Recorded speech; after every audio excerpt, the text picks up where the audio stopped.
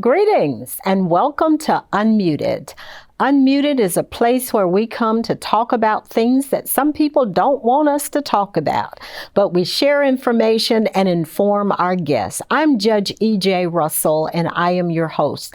Today we have an absolutely wonderful guest, Mr. Bill Cork, who is the Director of Mississippi Development Authority, and he's doing wonderful and great things. It took us forever to get him on this show, but he's finally here. Welcome. Most people don't want to know all the background, but I'm happy to share it with you. I grew up in a little cornfield town in northern Illinois, population 2,500.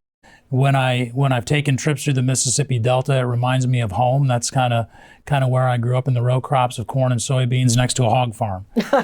We had about 300 people in my high school. There was only one school in my town.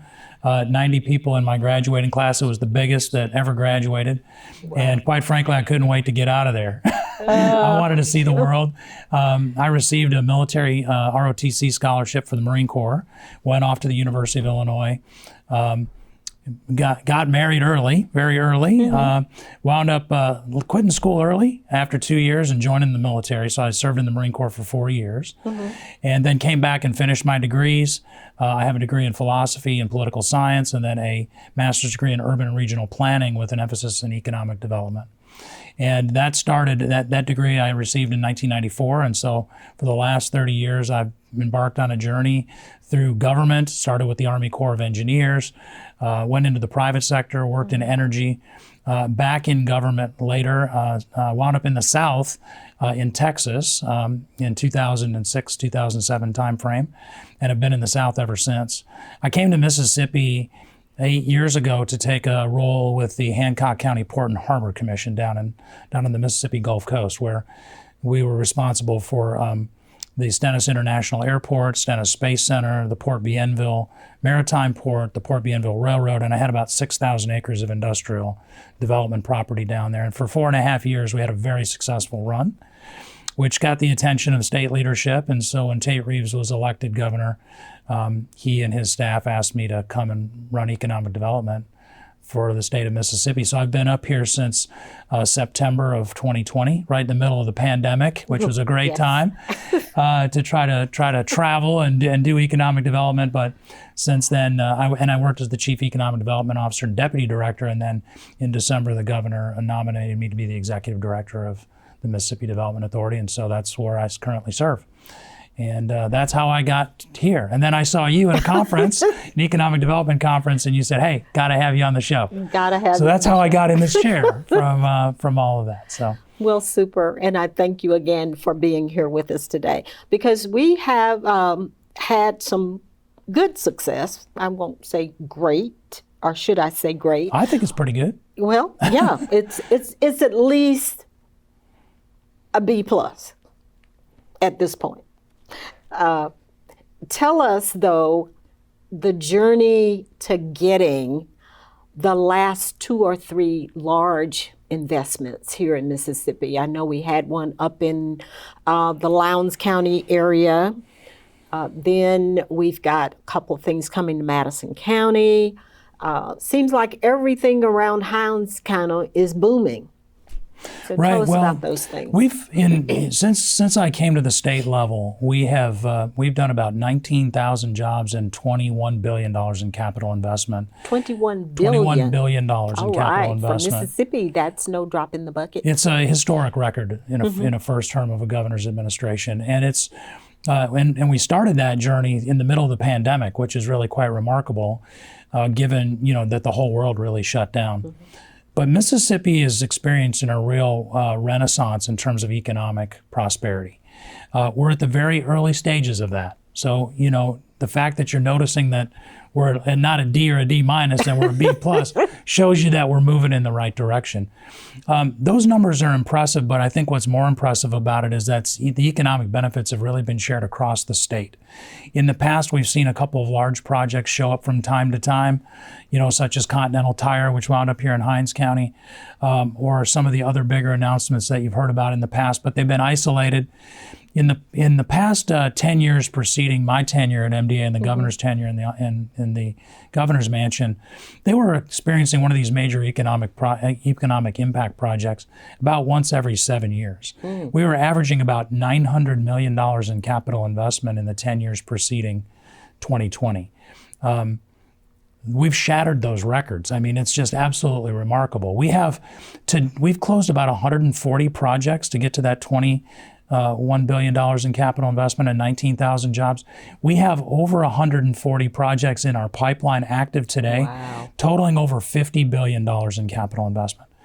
Everywhere there's an industrial park, everywhere there's the infrastructure assets, we are seeing activity across the state. So, and I hope later in the discussion we'll talk about what makes a successful place to land these projects, because I think that's one of the biggest kind of controversies in the discussion. But the truth is, Mississippi's never seen anything like what we have been experiencing in the last 3 or 4 years. And frankly, it's a bow wave that may not continue forever. So, the business cycle is cyclical for obvious, it's self-identifying as cyclical. We see ups and we see downs. So this won't last forever. I think we're in a very good spot to catch this business while it's here, and then assimilate that into our market and hopefully be able to ride out the downtimes. But we have more jobs in Mississippi seeking candidates to fill them, openings, than we have people seeking jobs, which bodes well because it means that we have opportunities for people to upskill and move into those roles. It is an opportunity to bring new talent to the state. Like I came to the state, I'm an immigrant to Mississippi. Right.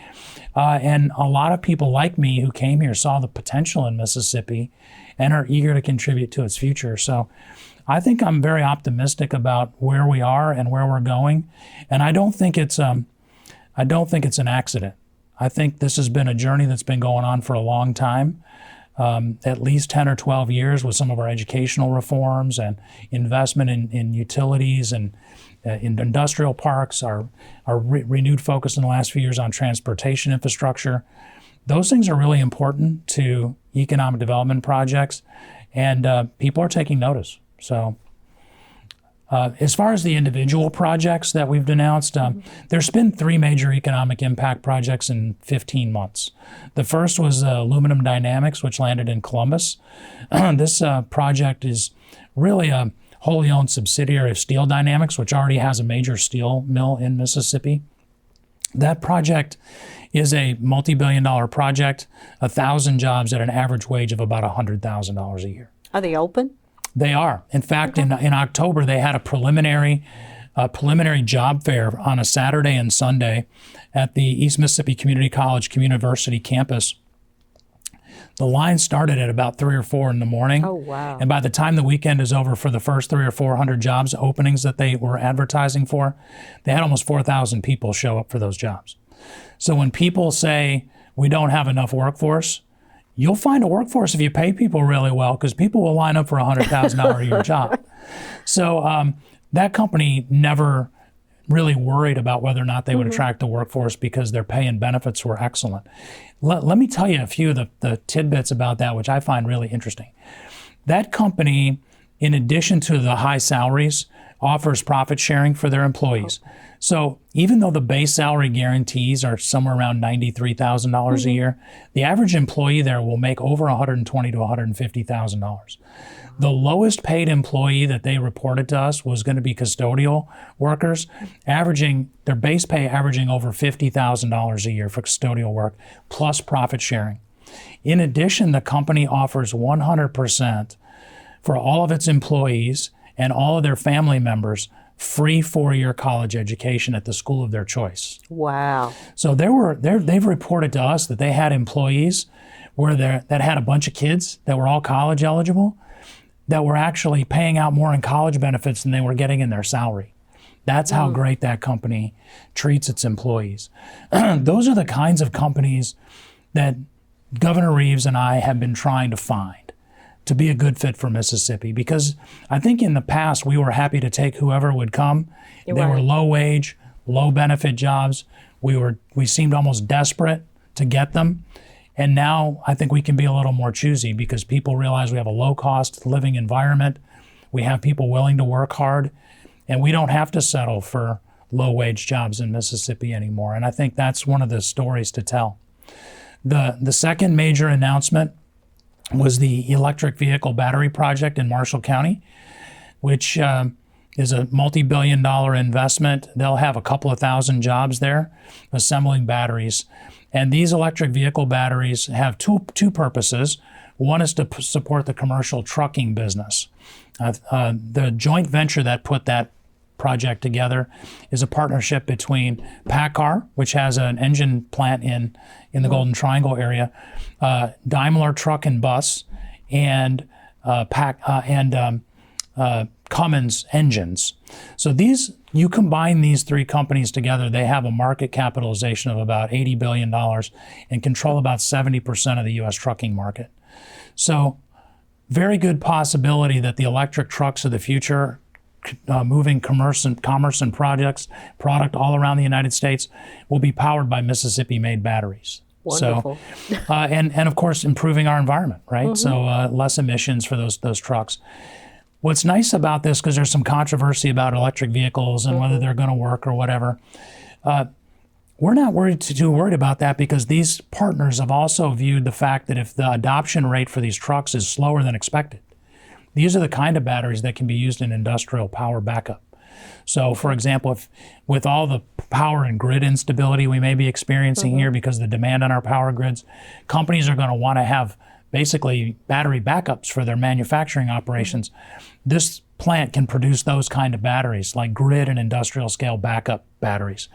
And so we think that's a nice hedge against the potential ramifications if the trucking market doesn't take off. And then the last project, as you noted, is the big Amazon Web Services data centers that are coming to Madison County and the rest of the state in locations still to be announced. Okay. But that initial committed investment is $10 billion and 1,000 jobs. That's the contract level, right? So when we negotiate these projects, the companies make a minimum commitment, because that minimum commitment guarantees them the benefits, but it also ensures that they're likely to meet those obligations, so we don't have to go back and claw back the benefits. We know from recent press releases and reporting from the company that $10 billion investment is likely to be at least twice $10 billion. That number hasn't been out there, but they say it's at least double. I'm paying a lot of that. I shop with Amazon. Yeah. You are. You're helping to subsidize that business. So it's going to be huge for us, and it's going to transform, at least initially, the Jackson metro area as a major high-tech hub. This is not the kind of data center where you store your cat pictures, okay? It's for artificial intelligence and machine learning applications. It's going to be the most advanced data centers of its kind in the world. They're going to be located right here, and it's going to be the southern regional hub for Amazon's data center complexes. They have big plans for Mississippi. We were in a competition with multiple states, including Arkansas and Louisiana and Georgia, Virginia, and other places, Ohio, and places in the upper Midwest. And we won that competition. And we won that competition because we could do the work quickly, get the benefits that they needed to make their economics on the project work. And what's nice about this project is, while we did offer some very generous tax incentives, this company will be the largest taxpayer in Mississippi, period, bar none, not even close. We've done some estimates on the initial committed investment just in Madison County alone. This investment will double the revenue for the Canton School District. It'll generate over 20 to 30 years, over $3 billion in property tax in Madison County. And so we're going to find out firsthand what real money can do to transform some of our schools, some of our community colleges, what we can do for road improvements and infrastructure development in the Jackson metro area. And then kind of lastly, just to kind of tie the bow on this, one of the things that was part of that deal that I'm particularly proud of is the company did not ask us for any cash. They said, we just want a tax environment that's favorable for us, and so we negotiated through some of that. They wanted to make sure that the community had enough resources to help develop the water and sewer infrastructure to support them, which they will pay back in their taxes. But we insisted, and the governor was particularly insistent, that Madison County not be the only place that enjoys the benefits of this investment. So we successfully negotiated about $40 million in training incentives to help build a training ecosystem around the compute STEM kind of environments. Part of that is a $10 million tranche that will be used to help create an academic ecosystem to help promote artificial intelligence and machine learning. 30% of that $10 million is guaranteed set aside for historically black colleges and universities, predominantly minority-serving institutions, and we can even spend it on private and nonprofit efforts where we can reach in deep into underserved communities in the Jackson metro area and help bring all those folks into this new data and information economy. And so that is beginning, okay? And the company is extremely excited about doing this, even though we kind of helped conceive it. So they took a major group, the company did, invited a major group of the local educational stakeholders from the Jackson metro area, including Jackson Public Schools and Tougaloo College, Jackson State, and a host of others in the region. And they all flew to Seattle to the corporate headquarters for Amazon and spent 3 days kind of in an orientation about how do you develop your community and how can we work together and how can we really enfranchise everyone in the community to take part in this new information technology renaissance for our area. So, you know, you have to give the governor credit for that, because he insisted that this not just be a Madison County effort, but a broader regional, in fact, a broader statewide effort to bring everybody along for this new ride we're on. Well, it makes perfect sense, especially when you have the, I guess, ratio of diversity. If you leave that population behind, everybody's kind of dragging dead weight. So this seems like a way to pull them along. Now, tell us about this site selection process, because that was on my question list. Sure. Because people have asked me, I have no clue. Share with us, how is a site selected? It's a great question, and there's an entire industry built around this, okay? And it's a pretty competitive and tough environment. It's led by the companies, okay? The companies either themselves, in the case of Amazon, they use their own internal team, but most companies will hire consultants that do national or regional searches to try to find a location. So for example, on the EV battery project process that landed in Marshall County, that company hired a consultant, CBRE, that came in and looked at 14 states and over 100 different sites. And we provided an initial round of responses to inquiries and questions. We nominated sites throughout the state that met minimum criteria. So they'll put out a criteria statement that says, we want to be near a major airport with international access. We want to be on the water. We must be rail served. We need to have this much power. We need this much land.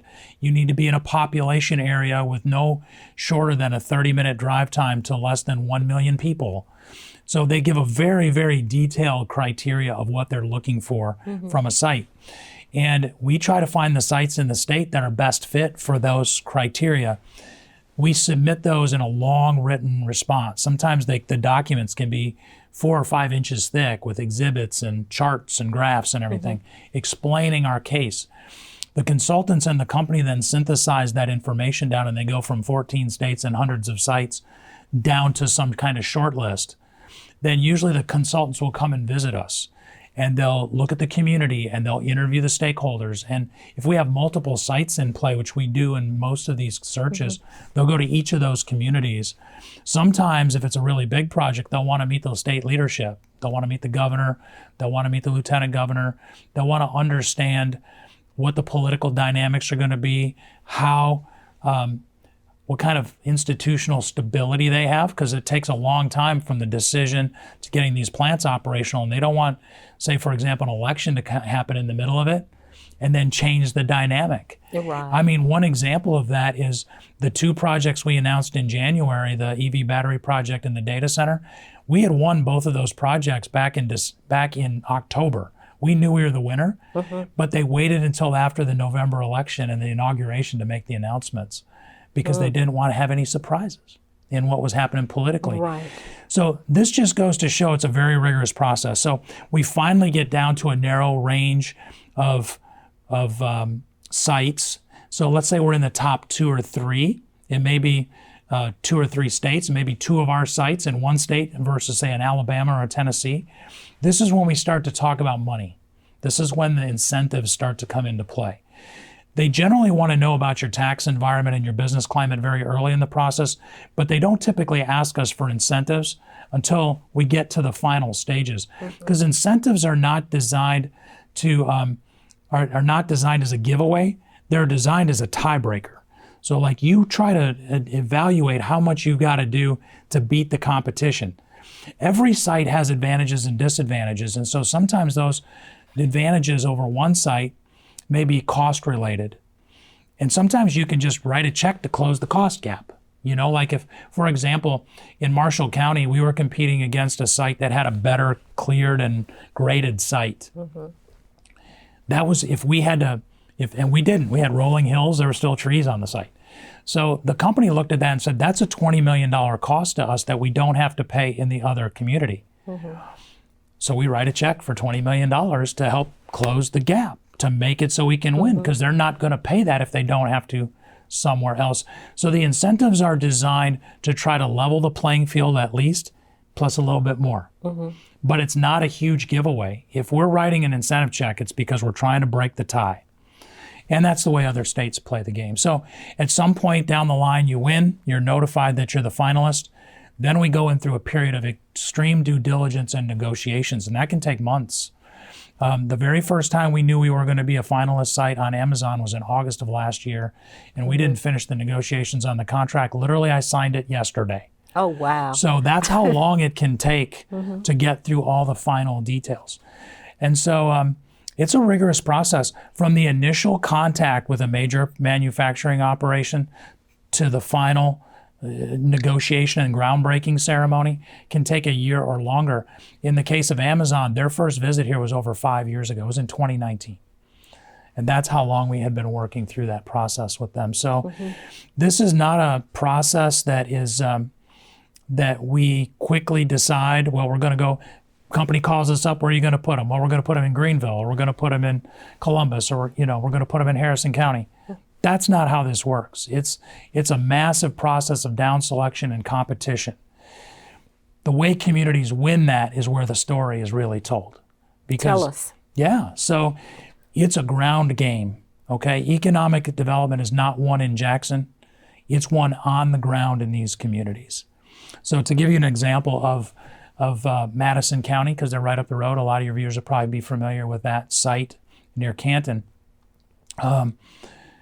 That project had been, the grading of that site, the acquisition of the real estate, the roads that served it, all of that environment for that 2,000 or so acres that they had up there, that's been an ongoing project for over 10 years. Okay? When the Aluminum Dynamics project landed in Columbus, the first time that property was acquired and the first water line that was run to the site was 11 years prior to the announcement of that project.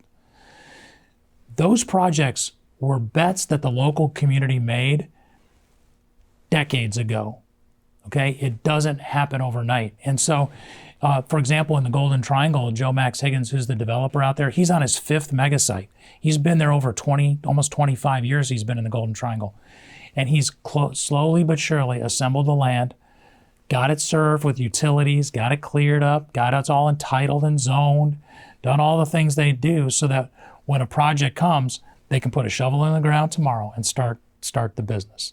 So what I'm going to, just so that our viewers and listeners are clear, it doesn't happen overnight, and you can have 1,000 acres of land. But what these companies are looking for from a competitive standpoint is, does it have power? Does it have water?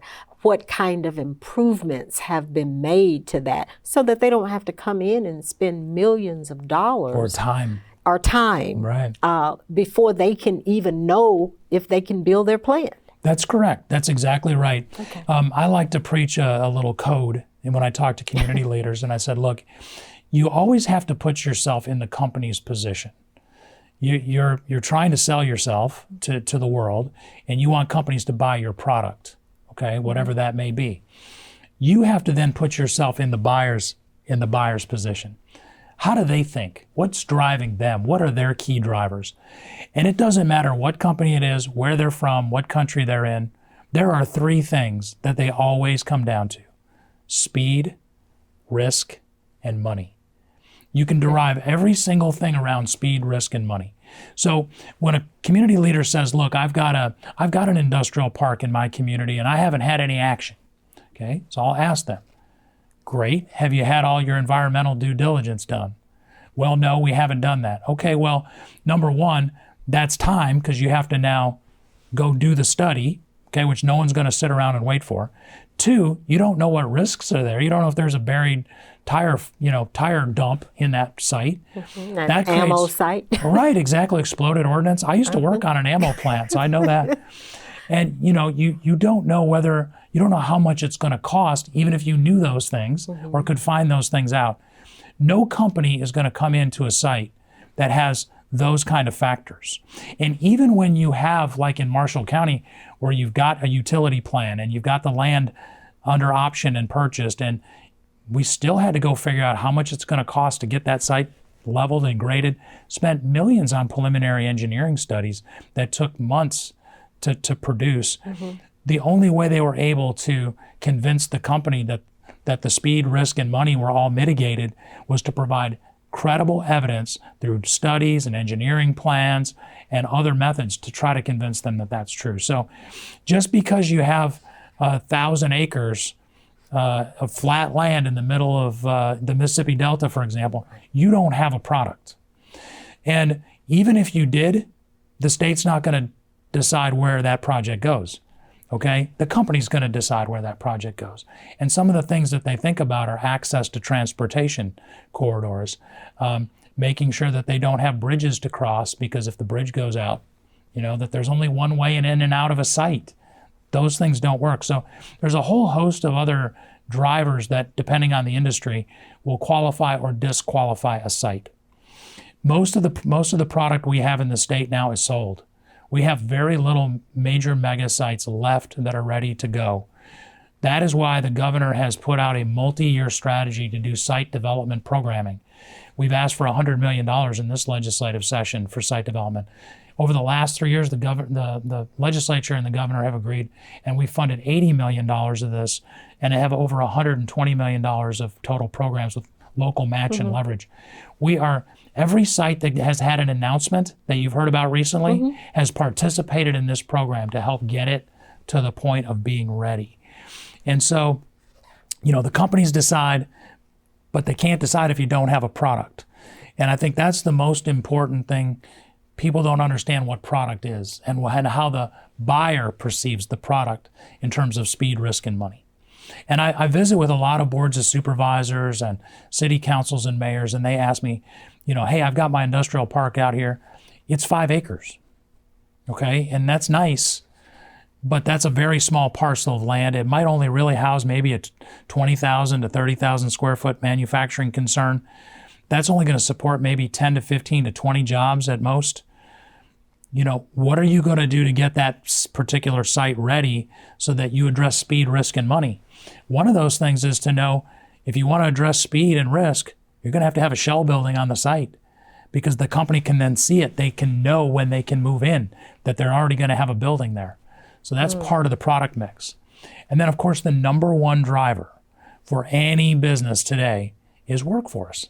Can I get a qualified, ready workforce that's going to be sober, show up on time, be diligent in their work efforts, have critical thinking skills, is trainable, adaptable, and willing to work hard? Because we're a manufacturing state in a lot of ways, and those are critical, fundamental skills. We build on top of that. So every time a company comes here, a significant chunk of what we have to do in convincing them to come here is to talk about our workforce, because that's their number one question. So. Well, we have to do some things differently in terms of our thinking, but you are putting it out there for anybody who wants to share, of course, the views and all. So talk to us about, if you can, and I know that a lot of this you can't maybe talk about, but people always want to know, well, they have all this land up in the Delta, but do they have a product? Well, that's true. We do have some really good industrial parks in the Delta. You know, I've been throughout the Delta, and you've got good economic developers in the Delta too. Justin Archer Birch in Greenville. You've got a brand new dynamic developer in Cleveland. John Livingston up in Clarksdale. Charles Finkerly in Tunica County. I could go on and on. You've got great professionals working these issues in the Delta.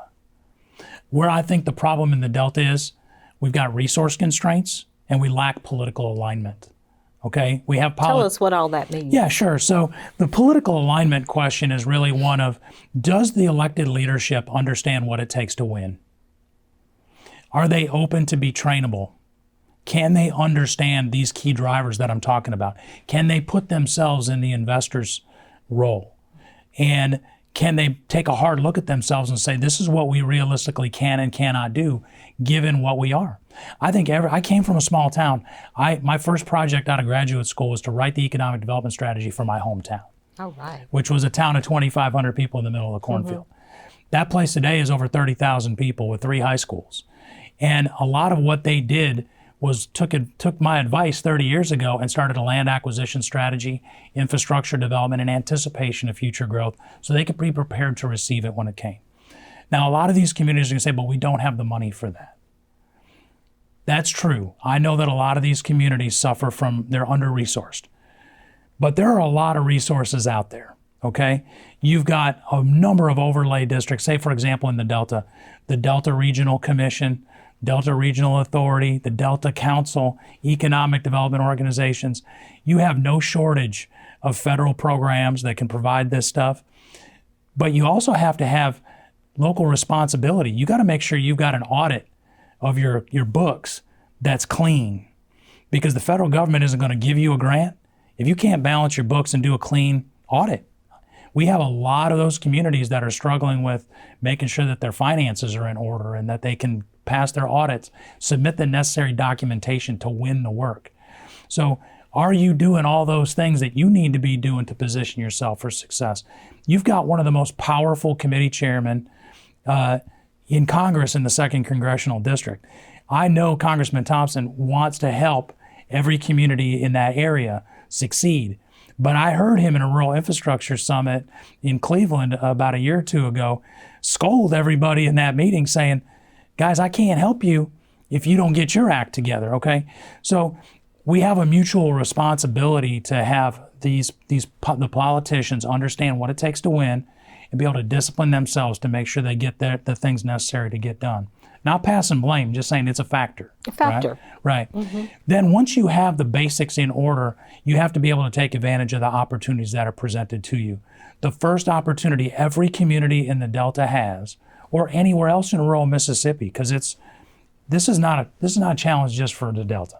Okay, you can go to Perry County and Scott County and Kemper County and Neshoba. I've been all over this state. They all say the same thing. They all got the same issues. And they're all my favorite, by the way, all 82 of them. But I will tell you, they have to be able to cast a vision. They have to pick things that will work for them. And the first thing they need to focus on is their existing industries. You got to keep what you have, okay? And too many times, the political leadership and even economic developers can get trapped in this, is that they're looking for the next best thing and they're overlooking what they have. Most of the economic growth happens in Mississippi not from new corporations. It's from the growth of our existing industries. We actually have a formal program in our industry sector called Business Retention and Expansion. There are formal ways to go about surveying your companies, identifying their needs, getting the resources they need to not only stay there, but to thrive there. So every community, regardless of who they are and where they are, can do that, right? They can focus on what they have and grow their own. You don't have to look to MDA for that. or Congressman Thompson or anybody else to call on your local business and say, what can we do to help? Chances are, most of those things that they need are simple things, right? They just want to be connected to the workforce training environment. They want to help work with you to expose local young people to their business so that they're excited about maybe working in that opportunity. They are good community partners already, but you need a political class that recognizes they're the most important thing first.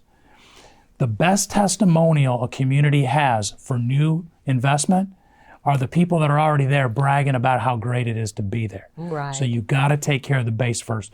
So you don't need to have an amazing corporate attraction strategy. You don't need to be flying off to Germany trying to bring companies into your small town. Start with taking care of what you have, and you'll find how that enough will be enough to help you thrive.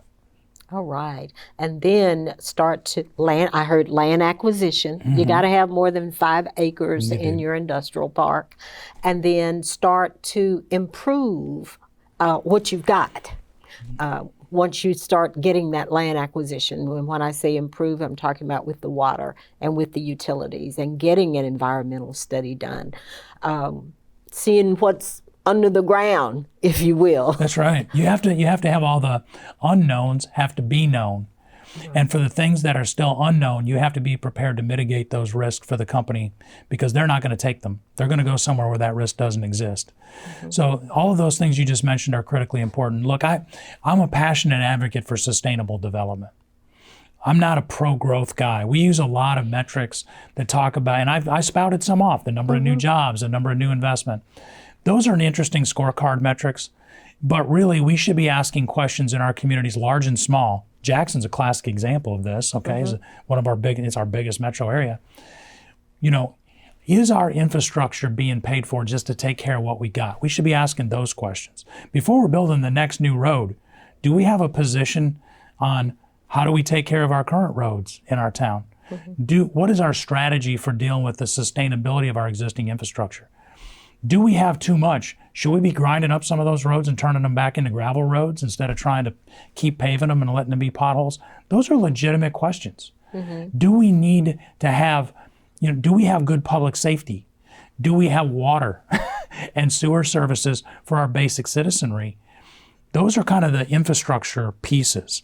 And all of those things are things that local elected leaders often focus on first and are struggling with. But if you can't get a handle on that, it's very unlikely that you're going to attract somebody to come to your community. This is the reason why Jackson has seen troubles in attracting new industry in the downtown area, why they've seen out-migration. Because when the national headlines are you can't keep the water running, that works against you, okay? And Mayor Lumumba was just in my office just a few days ago talking about new strategies. So this is not, we're not pointing fingers, we're all in this together, but if the facts are what they are. You've got to confront it, right? And you've got to then begin to tackle and deal with it. So we have the infrastructure piece. And we also, in this day and age, companies are looking for environmental sustainability. They don't want to tear up the environment. They want to make sure they're in a community that's environmentally conscious. This is not a political question anymore. This is what companies demand. Mississippi's doing a pretty good job of this, believe it or not. Most of you probably don't know we've got over 2 gigawatts of solar, which on a per capita basis in this state is one of the largest in the country. Okay. We've got our first terrestrial wind farm up in the Delta, in North Delta in Tunica County. We are, almost all the new power generation that's coming online is going to be carbon neutral or carbon negative. We've got a hydrogen system here. We've got synthetic fuels from our biomass. We are an amazing place for companies to come here and see that we are focusing on the things that matter to them. So as a community, we need to focus on those things. Then there's the social bucket, and I call this this is the human capital bucket. And it's not just workforce training, okay? I've got a lot of friends in workforce development. We talk about this all the time. I pitch the state's workforce development. But before you have a worker, you have a family, you have a church, you have fraternal and sorority organizations, you have community outreach, you got your beautification committee in your community. All of the social infrastructure that makes us who we are, that has to be intact and functioning, okay? Because no company is going to want to come to a community that's in disarray as a social issue. And this sort of things like healthcare and, quality of place and downtown environments and, public safety and feeling part of a community where there's places for people to plug in and feel welcomed and all that. So that social bucket is important. And then that third overlapping bucket is the economy. Now that's where MDA is really strongest. You know, we get drug into a lot of the social arguments and the infrastructure arguments, but really where we're focusing on is that corporate attraction, exporting our businesses, creating the financial structures to make things work. But that also includes things like banking. You know, do we have adequate resources in our communities to deal with small business growth, entrepreneurship? Because if you don't have those things, those big companies are looking to see what kind of financial ecosystem am I coming into?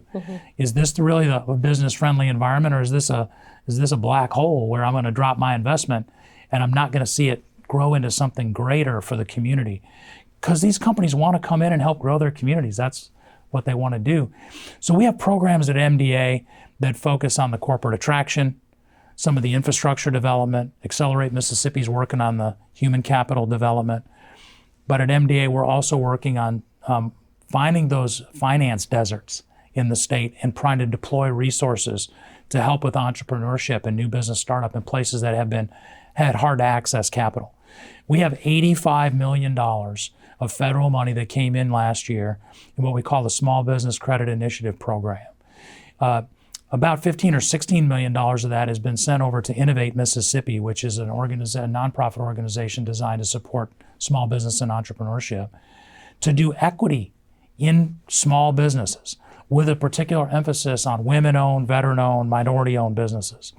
And the whole point of that program is to get the venture capital plugged into these companies in ways that were just not possible before. So MDA is part of that process, supportive of and on the board of Innovate Mississippi to help move that. We've got the remaining balance of that are in guaranteed loan programs, small business venture capital loan programs.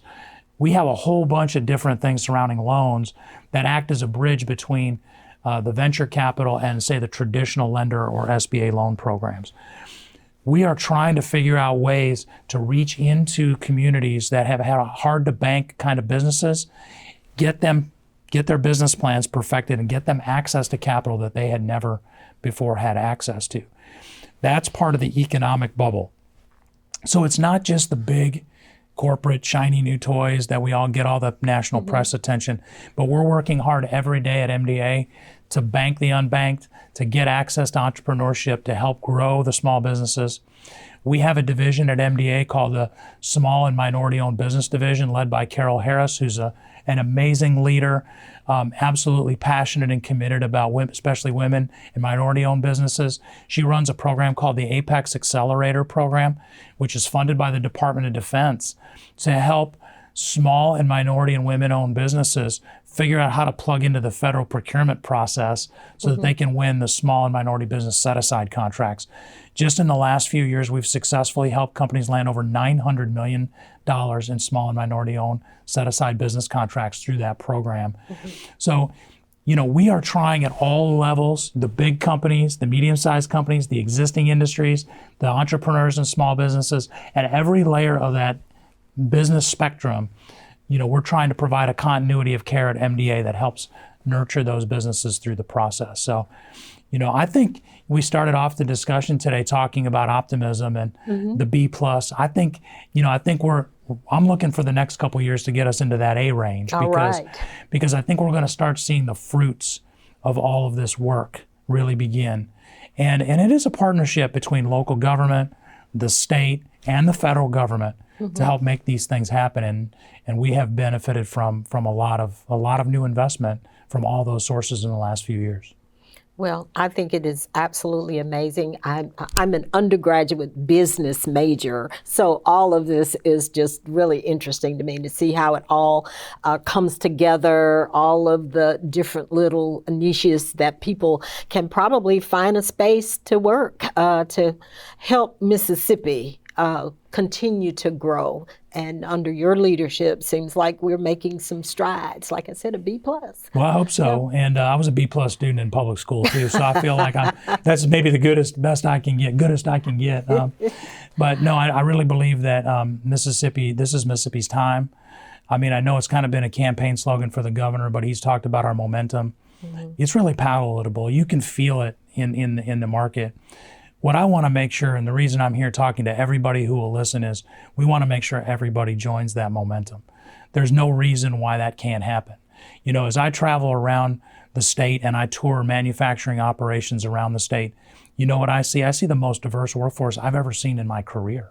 You walk into these plants, you see 30 to 40% African American, a lot of women in those manufacturing operations. You know, of the women in manufacturing today, probably 50% of them are single mothers.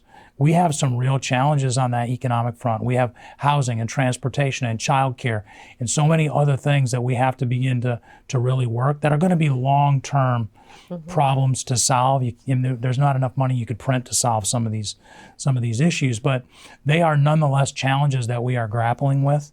We recognize as a state leadership that these are issues and trying to find creative ways to solve them. But we need more Mississippians who are able to work, working today. I mean, that's one of the things we have to have. We've got the lowest labor force participation rate in the United States. Are you serious? It's in the 50s, okay? Now, there's some reasons why that's ultimately lower than place. We have more retirees, for example, which count in that rate. We have more stay-at-home moms, which count in that rate. I think those are features, not bugs, okay? But the true fact of the matter is that our prime working age males in Mississippi are not employed at the same rate as they are in other places in the United States. We've got to fix that. If we want good family formation and we want sustainability and we want benefits to flourish, people have got to work that can work.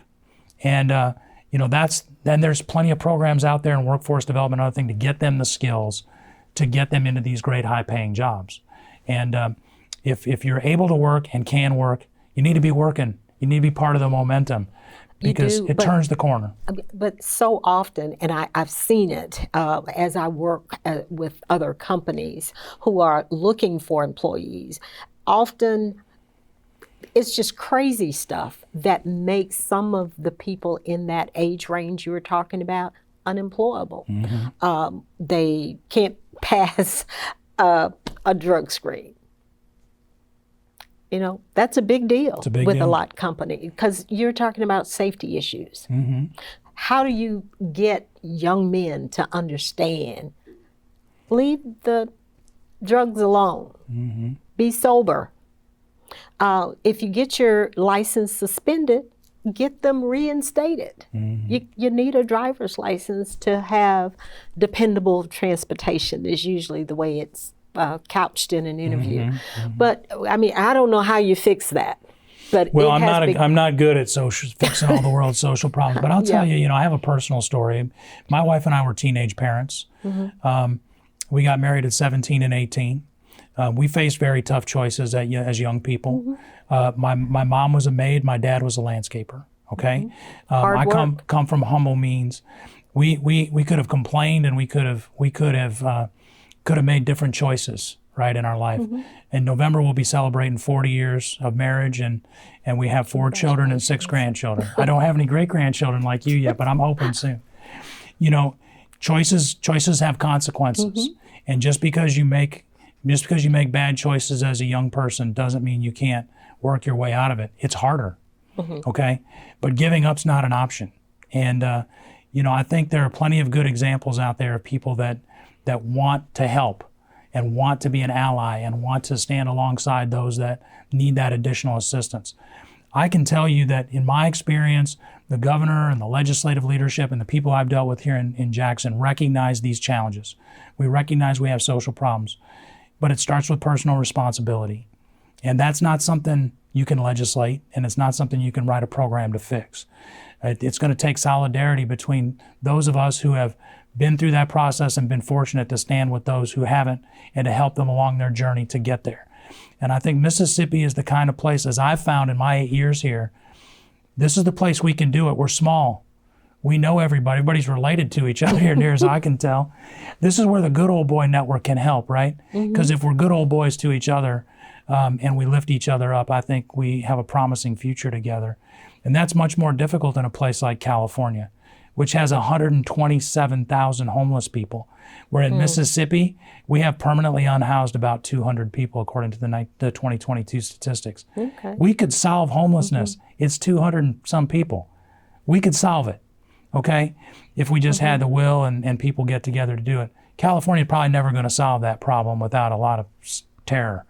But Mississippi can solve that problem because it's affordable, it's not a huge problem, and because I think we have the personal and social institutions to fix it. So that's another reason why I'm optimistic about the state. I think people like you reaching out to people like me and saying, how do we converse, how do we talk, and how do we share our experiences?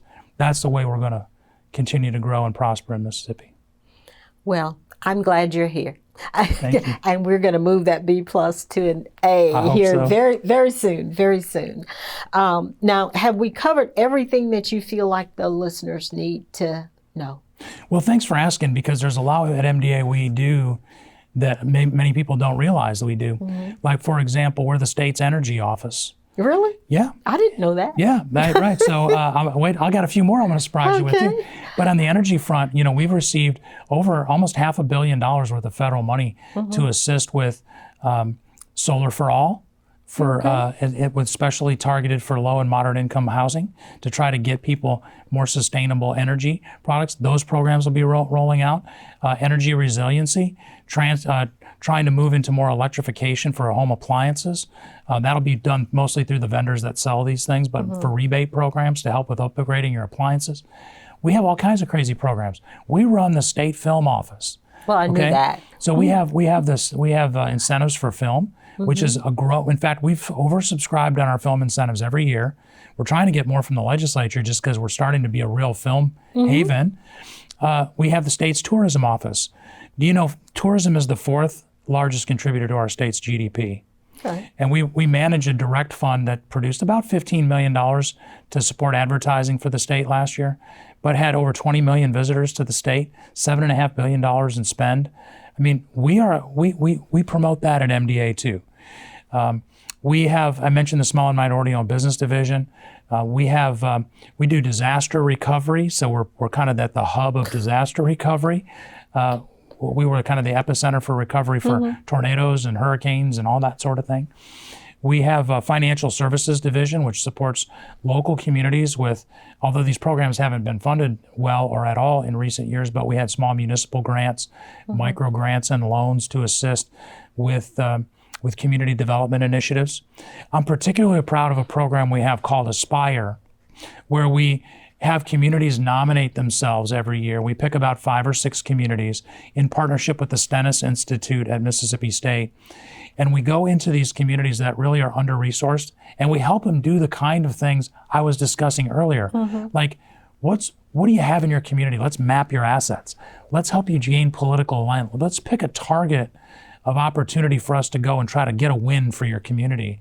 Let's write that plan. And the communities commit to a year-long process of working with our consultants and the Stennis Institute and our staff to help them journey through that process to help get alignment on that.